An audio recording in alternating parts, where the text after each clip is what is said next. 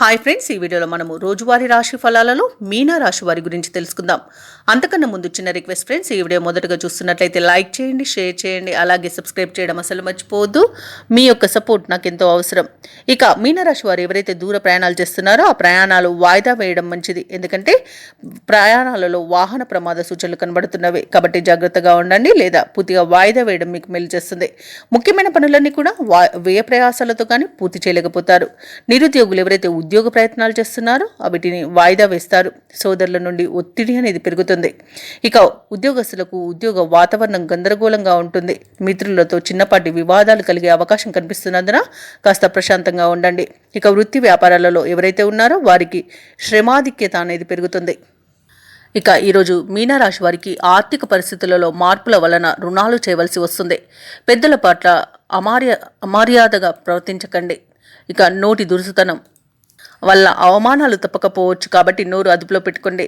అనవసరమైన వివాదాలలో తలదూర్చకండి. నమ్మిన వారే మోసం చేసే అవకాశం అధికంగా కనిపిస్తున్నందున కాస్త నమ్మే విషయంలో వారు పరాయవారు అనే భేదాన్ని తెలుసుకోండి.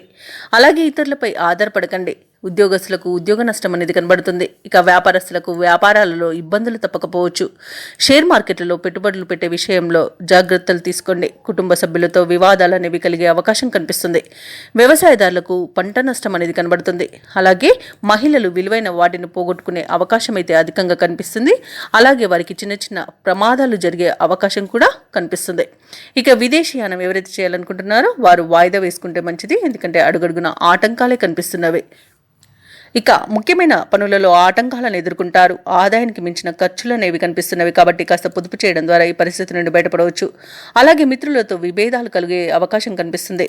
వాహనాలను, భూములను కొనుగోలు యత్నాలు వాయిదా వేయడం మంచిది. వ్యాపార వాణిజ్యవేత్తలు ఎవరైతే ఉన్నారో వారికి వ్యాపారాలు సామాన్యంగా ఉంటాయి. ప్రభుత్వ ఉద్యోగస్తులు ఎవరైతే ఉన్నారో వారికి ఉద్యోగాలలో కొన్ని మార్పులు జరిగే అవకాశాలు సూచనలు కనిపిస్తున్నవి. సాంకేతిక నిపుణులకు, పారిశ్రామిక వర్గాల వారికి ఒత్తిడిలు తప్పవు. ఇక విద్యార్థులు వచ్చిన అవకాశాన్ని చేజార్చుకుంటారు.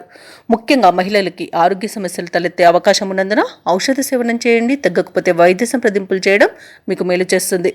అలాగే ఈరోజు మీనరాశి వారికి అదృష్ట రంగు గోధుమ, ప్రతికూలమైన రంగు తెలుపు, అదృష్ట సంఖ్య 4.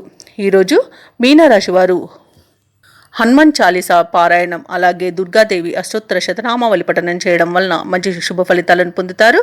అలాగే పనులలో వచ్చే ఆటంకాలని తొలగించుకోగలుగుతారు.